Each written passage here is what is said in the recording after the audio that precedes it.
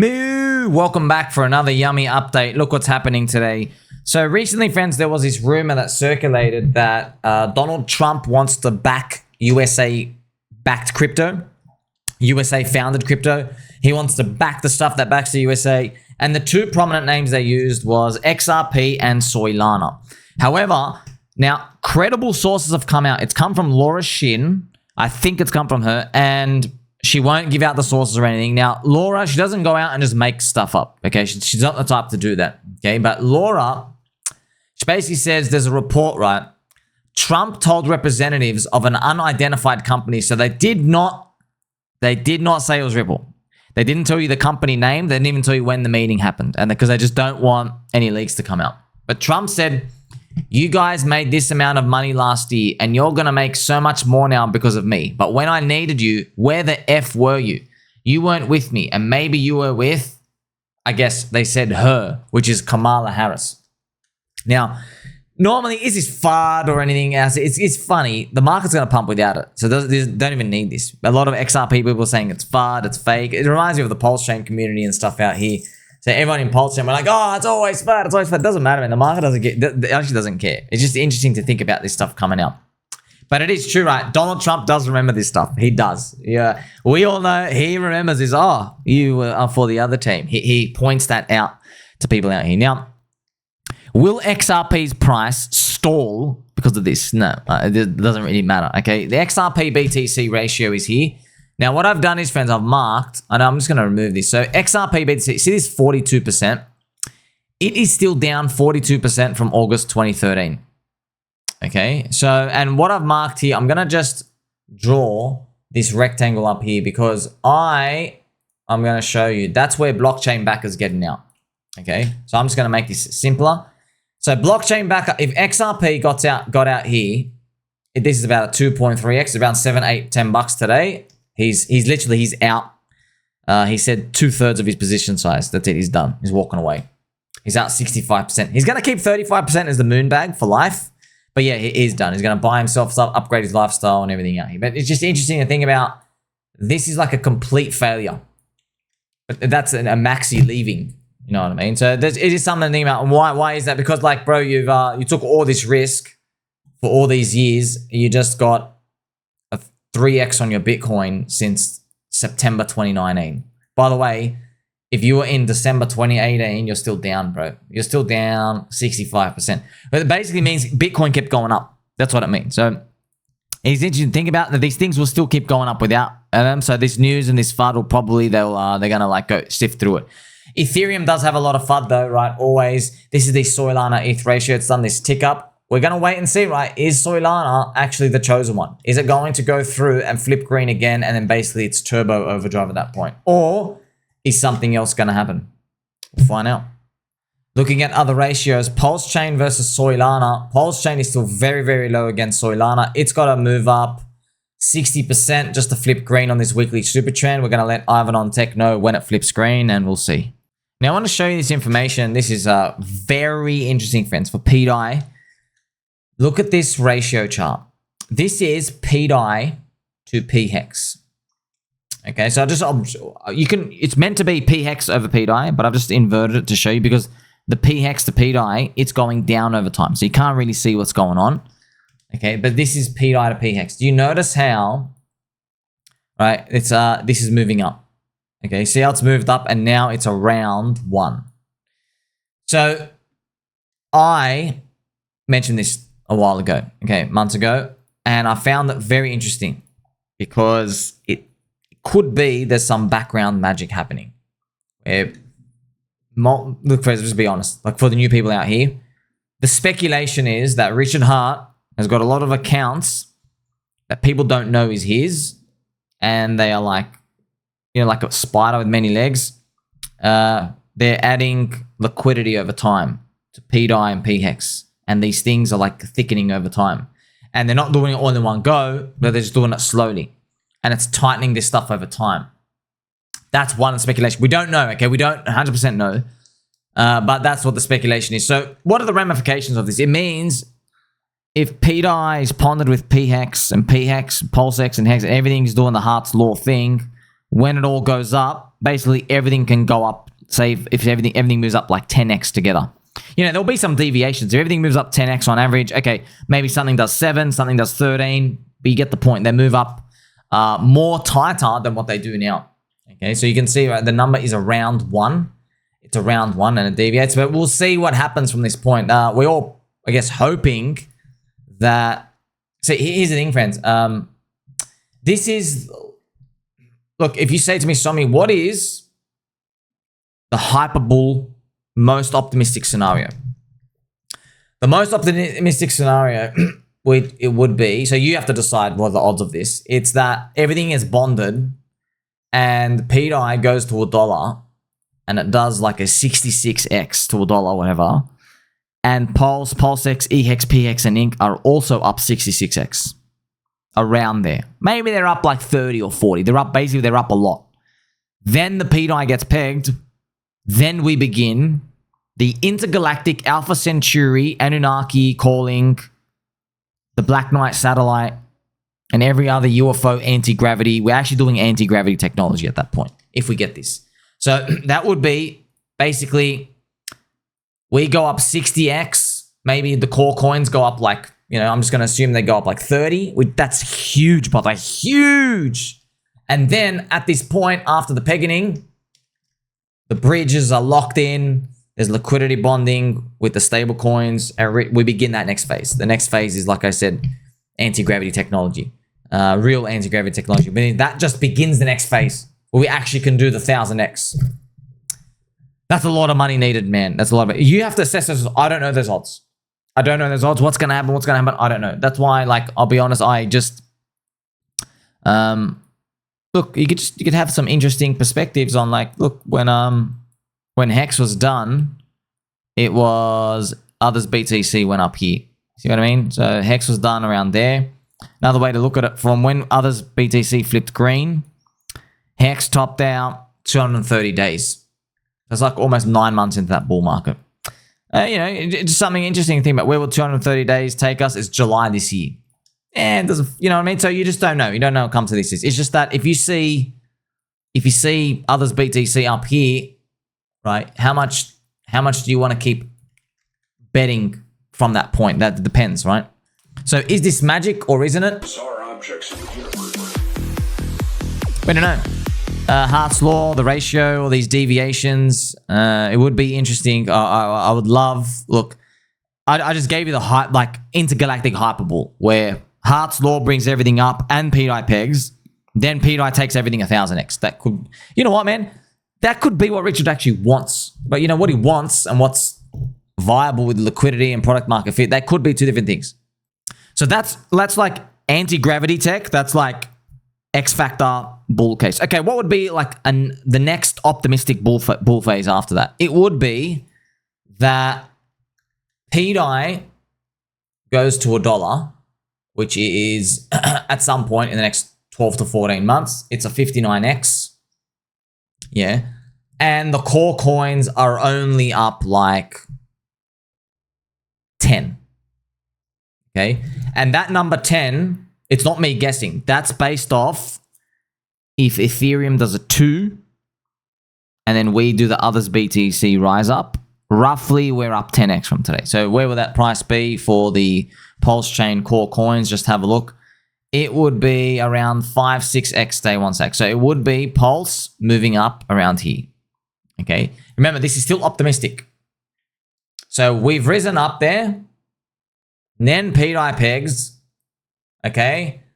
And then nothing happens. Maybe there's a little shakeout period. And then next part is the Hyperloop. Pew, pew, pew, pew, pew. Okay. Then we can get like 35x sack. Probably do some like amazing thing. So maybe that's the first case I talked about. That's like a 1000x. But yeah, man, that's a lot, friends. We're talking about that would be Richard Hart core coins being 2.5 trillion in size if that 1000x scenario happened. Okay, maybe that's what he wants. Obviously, that's what everyone wants. Okay, that's it. But this scenario I'm talking to you about, this is instead of 2.5 trillion, this is about, I think, 300 billion with a B. 250 to 300 billion. Okay, so we can actually write these things down. So anti-gravity hyperball equals 2.5 trillion for core coins. I'll actually write today cores equals 2.5 billion, I think. Yes, anti-gravity hyperball, optimistic. So this is just optimistic pDAI equals like, you know, just say 250 billion.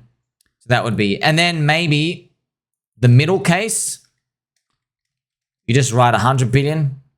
Maybe the middle. Why? Because of, you know, in 8 out of 8 times, altcoins stop at 100 billion market cap. Roughly that zone. And they peak out that first time. We had 8 examples. Only Bitcoin went from 100 to 300, then it dropped 85%. Okay.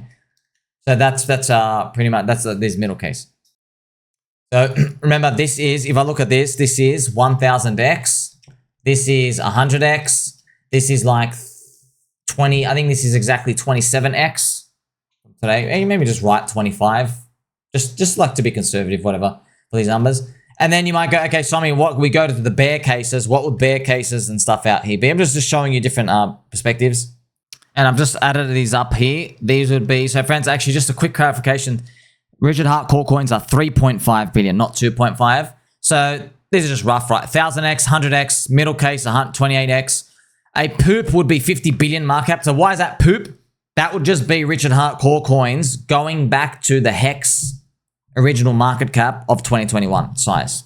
Because in September 2021, it hit, removing origin address, it hit around 50 billion. So if we got back there, it would be just 14x from today. And then an ultra bear would just be an 8x from today. That would be, you just matched like others. Remember, we expect others to do 7, 8x. Like basically, you got the average of the coin. You had no special thing about you. So that is the distribution. Now, here you go. We can make a case. I mean, like, obviously, you could go like, hey, I've got a number below ultra bear where you just go down and do nothing. Okay, yeah, sweet. We have that. But just give me an example of expectations here. 1000x, of course. Hey, what did I want? I want the 1000x to take everything. That's what everyone's obviously going to talk about. But my job is not here as an investor, and your job shouldn't be really. You take what the market gives you, you know. So you got to decide, right? If Ethereum is $11,000 by the end of this year, are you comfortable with like 8x? Are you gonna? But then you might say, okay, you might think, okay, the next phase is going to begin. Maybe there's going to be a pDAI peg. Okay, but what if it doesn't? What if it becomes another cycle thing? So you ultimately just don't know. It's a game of faith and believing. Also, I wanted to just give you an idea. I don't think the cycle's over. So when will the cycle be over and all these other things? Well, there are some exotic top signals. Okay, there are some exotic top signals that we're looking for. Others, BTC helps. One of them, we were the top signal in 2021. Okay, we were the top signal. PulseChain raised 600 million market cap. Very dangerous, but it wasn't the end. PulseX raised 1.1 billion, annihilated. So the $1 billion raise is the warning. It is the siren. Even PulseChain 600 million, you can kind of still punt it, but not worth it. Not worth it. No, nowhere near worth it. Nowhere near worth it. Maybe at some point, yeah, totally not worth it. It's like it's short-term activity, high stress and stuff out here, okay? Now, Phantom Wallet just raised 150 million. Their market cap is 3 billion. Remember Phantom Wallet, friends? The Soylana wallet. Hopefully we can get it out here. This is Mr. Shout to Mr. J Plush. How does this 150 million raise compare to your deals you're seeing in paid launchpad? So have you seen anything? Sir, I love this picture out here. Paid launchpad, the raises are very, very, very small. Very small. So as you get to see, when it comes to these friends, I've made so many videos. Make sure you like, subscribe. Okay, highest value content in crypto. Many videos, 4,400 now, by the way. Many videos I've made. I've told you, look, prices high and low. It's not about the code and the tech and the product and stuff. It's about who's in it with you. So PulseChain and PulseX attracted a lot of haters. That's an easy way to see that there's too many non-believers are in. Now, non-believers are short term. Now, here's the thing. When non-believers come in, friends, it's a general stereotype. Because you're like saying, well, there's 10 people in. Yeah, maybe 2 are believers. But look at the ratio. 2 believe, 8 don't. That is when everything's lopsided. That means, see, it doesn't mean that the market will go down. It just means that if you are tested by multiple red monthly candles in Bitcoin, these JEETs will show you why they're poor and they bought the top in the first place because they don't know what the hell they're doing. They're untrustworthy. That's just market cycles, okay? So that's how we're navigating this. So if we see a $1 billion raise in crypto at some point this year, at the very, very end somewhere, know that, oh crap, you look around, you're like, oh wow, everyone's in crypto, I don't trust them. For every 10 people, 2 of them are your friends, 8, can't trust them. Then, like, if Bitcoin starts going down, they're out. They're out. They'll be selling lows, capitulating. They're going to beg for Donald Trump to ban crypto and all these other things. And I know the game's tough, man, as well. So, like, look at this, friends. The Soylana Cabal gets caught red-handed. Squiggly hair. Coincidentally, all these KOLs started to tweet about the scam Ross coin roughly an hour ago. If you understand how the KOL agencies operate, you know that this is no coincidence. These sudden price increases is solely from their pump and dump followers. It is not sustainable. That's why their market cap fell by 10 million, 30% within the last 30 minutes. No one believes it. Continue the good fight, fellas. Look at this. So there's, okay, friends, I like this Wrath coin. Okay, friends, Wrath coin now got support from friends of Ras himself. Next coin. I don't know why people are arguing over Ras coin. Original Ras coin. So all these people just within the same hour, they all start saying pop, pop, pop, pop, pop. I know, man, it's a tough game. Shout out to Sommi Fan Token as well for making these out here. Yeah, man, it is tough. It's a game, man. It's a game. There are no guarantees. You can look at expectations of different outcomes that can come out. But ultimately, right, only the strongest are going to make it. That's it. Only the strong believers make it. It's a believer's cycle.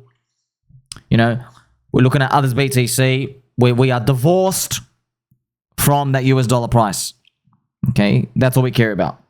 The ratios. I don't care about Bitcoin. Are you 100K or 500K? Like, obviously you do care because that's your USD, your X's. You care in that regard, but that's not the ultimate arbiter of what happens.